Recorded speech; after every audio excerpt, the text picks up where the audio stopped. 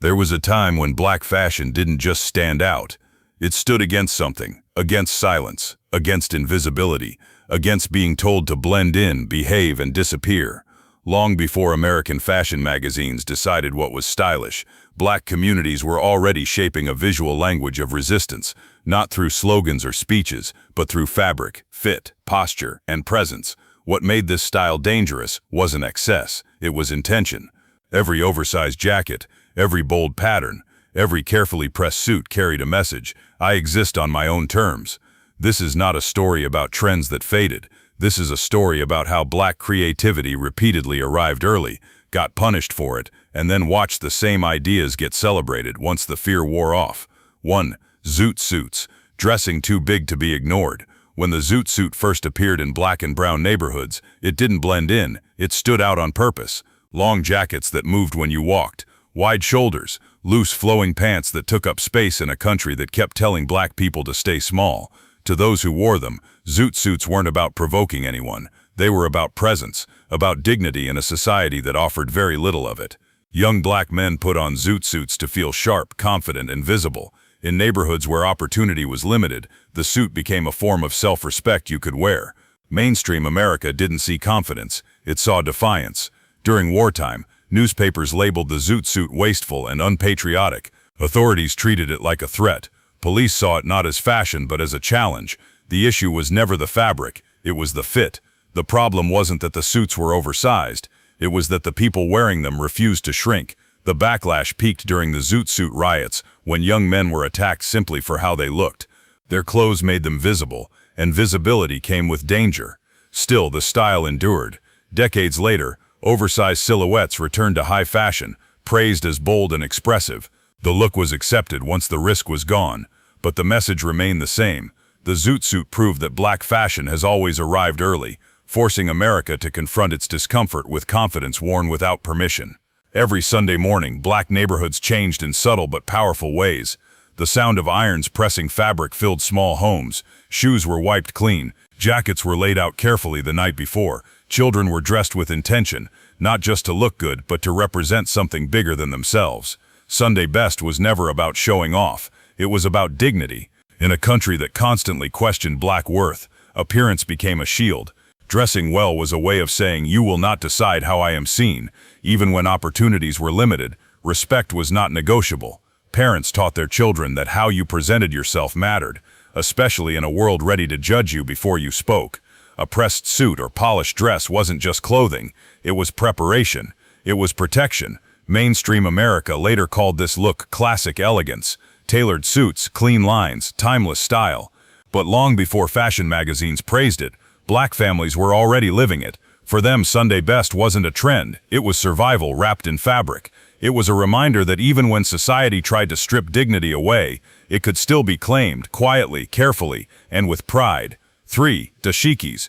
When clothing became a political voice, when dashikis began appearing on the streets in the late 1960s and early 1970s, they carried more than color, they carried meaning. Bold patterns, flowing fabric, and unmistakable African influence made the dashiki impossible to ignore. Wearing one wasn't about fashion in the traditional sense, it was about identity. For many black Americans, the dashiki became a way to reconnect with roots that had been erased or distorted. It said we remember where we come from, in a society that often preferred forgetting. Mainstream America viewed the dashiki with suspicion. It was labeled radical, militant, and un-American. The style was treated not as cultural expression, but as political provocation. But for those who wore it, the message was clear. This was pride made visible. Decades later, African prints would appear on global runways and in mainstream stores, praised for their beauty and boldness. The patterns were celebrated, even as their origins were softened or ignored. The dashiki proved something important. Clothing could speak when voices were dismissed. It showed that black fashion wasn't just about style, it was about history, identity, and the courage to wear both in plain sight. 4. Black power style. When appearance became protest. During the late 1960s and early 1970s, black style stopped asking for acceptance. It became a statement. Natural afros rose high, untrimmed and unapologetic. Leather jackets, dark sunglasses, and strong deliberate posture sent a message before a single word was spoken. This wasn't about fashion trends. It was about control. For the first time in generations, black people openly rejected beauty standards built on assimilation. Wearing natural hair meant refusing to hide. It meant saying nothing about us needs fixing. Mainstream America responded with fear. Afros were labeled unprofessional. The look was described as aggressive, radical, even dangerous.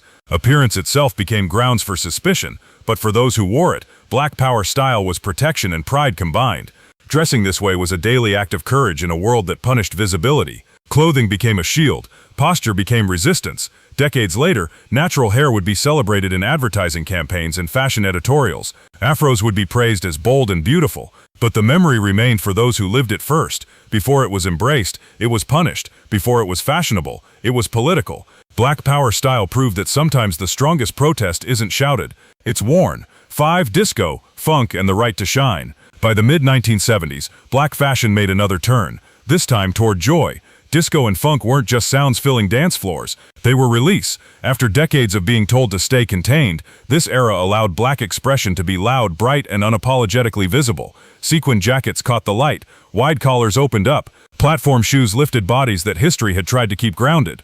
Clothing moved with the music, and movement itself became freedom. Critics dismissed disco fashion as excessive, too flashy, too indulgent, too much. But that was the point. Shining was no longer something to apologize for. It was a right. Dressing boldly in this era wasn't about escaping reality. It was about surviving it. Joy became a form of resistance. Mainstream culture eventually turned its back on disco, treating it as shallow or unserious. But fashion never forgot. The colors, the silhouettes, the confidence all returned, reframed as daring, expressive, and high style. Long after the music faded from the charts, the message remained. Black fashion didn't just demand space, it claimed the light. 6. Street style, creativity without a budget. In black neighborhoods, fashion was never about money, it was about imagination. Long before streetwear became a category, style was built on sidewalks, not runways. People mixed what they had, tailored what didn't fit, and turned the ordinary into something intentional. Creativity thrived in limitation. A clean look wasn't about price tags, it was about care. Matching colors, crisp sneakers, and thoughtful details signaled pride, even when resources were scarce. Mainstream culture often misunderstood this style. It was dismissed as informal, unrefined, or temporary. But what outsiders missed was the system behind it. Street style had rules, values, and identity.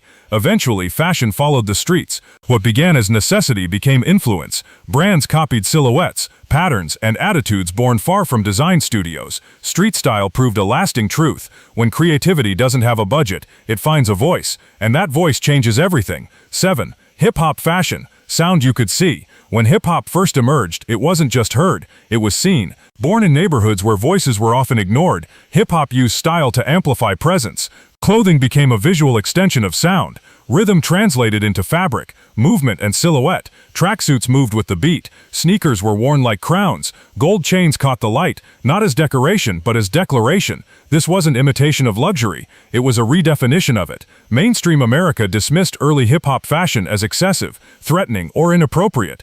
The look was associated with danger rather than creativity. What many failed to understand was that hip-hop style was about control, owning one's image in a world eager to define it for you. As the music spread, so did the style. What began on street corners and in block parties traveled to television screens, record covers, and eventually global runways. Hip-hop fashion proved something powerful. When a culture controls its sound, its look, and its story, influence becomes unavoidable. It wasn't just music you could hear, it was identity you could see. 8. Sneaker culture, from the streets to the world. Sneakers were never just shoes, they were signals. On the streets, sneakers spoke before words did. Clean shoes meant discipline, care meant respect. The condition of your sneakers said something about how you carried yourself in a world that was quick to judge. In black communities, sneakers became symbols of pride long before they were treated as collectibles. People saved for them, cleaned them carefully, and wore them with intention. This wasn't about trend chasing, it was about self-definition. Mainstream culture once dismissed sneakers as casual, unserious, even inappropriate. They weren't considered fashion, they weren't considered worthy, but the streets thought differently. As hip-hop rose and street style spread, sneakers followed. What started on concrete courts and sidewalks moved into music, media, and eventually global markets. Today, sneakers sit behind glass, sell for thousands, and drive entire industries. Limited releases, resale culture, and brand collaborations trace their roots back to communities that understood the meaning long before the profit. Sneaker culture proved a simple truth. When something is born with purpose, the world eventually pays attention. From the streets to the world, the message never changed. 9. Luxury streetwear. When the gate finally opened, for a long time, luxury fashion pretended it wasn't watching, but it was. Styles born on sidewalks and street corners began appearing behind velvet ropes. Oversized fits, bold logos, relaxed silhouettes, once dismissed as unrefined, suddenly became desirable. This wasn't discovery, it was recognition, long delayed. For years, black style had been labeled inappropriate for luxury spaces. Streetwear was seen as casual, unsophisticated, or threatening. But when fashion houses realized its influence could no longer be ignored, the gates finally opened. What entered wasn't just clothing, it was attitude. Runways filled with looks shaped by streets they had never visited. Price tags rose, status followed. What once signaled community became a symbol of exclusivity, yet the roots remained unchanged. Luxury streetwear revealed a truth fashion often avoids. Innovation doesn't start at the top, it rises. And when the gate finally opened, it wasn't to invite something new in, it was to admit what had already been leading the way. 10. Cultural ownership. Who gets the credit? At some point, the question stopped being about style. It became about ownership. Black fashion had shaped American culture for decades, often without permission, often without credit. Styles were borrowed, softened, renamed, and reintroduced as something new. What changed wasn't the clothing, it was who got recognized. Designers, brands, and industries built success on ideas that didn't start in boardrooms or studios. They started in communities, passed down through lived experience, necessity, and creativity under pressure. Mainstream culture often praised the look while overlooking the source. Influence was celebrated, origin was ignored, credit traveled upward, rarely back. This wasn't always theft in the obvious sense, it was something quieter. A pattern repeated again and again. Black creativity would arrive early, take the risk, absorb the backlash, and then watch the same ideas gain praise once the danger was gone. But ownership isn't just about profit, it's about acknowledgement. Who gets named? Who gets remembered? Who gets written into history? Cultural ownership asks us to slow down and look closer, to recognize that style doesn't appear out of nowhere. It carries stories, context, and courage with it. Because fashion doesn't just reflect culture, it reveals power. And the final question remains, when the world applauds the look, does it remember who built it? Final, more than fashion. This story doesn't end with clothes, because none of this was ever just about fabric, or silhouettes, or trends that came and went. It was about identity, about being seen before permission was granted. It was about creativity born in places with limited access, but unlimited imagination. About communities that created culture long before the world decided it was valuable. Again and again, black style arrived early. It took the risk, it absorbed the criticism, and then watched the same ideas become celebrated once the danger was gone. But ownership is more than profit. It's memory, it's acknowledgement, it's knowing where something truly comes from. Fashion doesn't appear out of nowhere. It carries history, it carries struggle, it carries courage. And when we look at what the world wears today, the question isn't who made it popular. The question is this: when the world applauds the look, does it remember who built it? If this story connected with something you've lived, seen, or remembered, share your thoughts below. And if you want more stories like this, stories about culture, creativity, and where influence really begins, consider subscribing, because these stories don't fade, they move forward.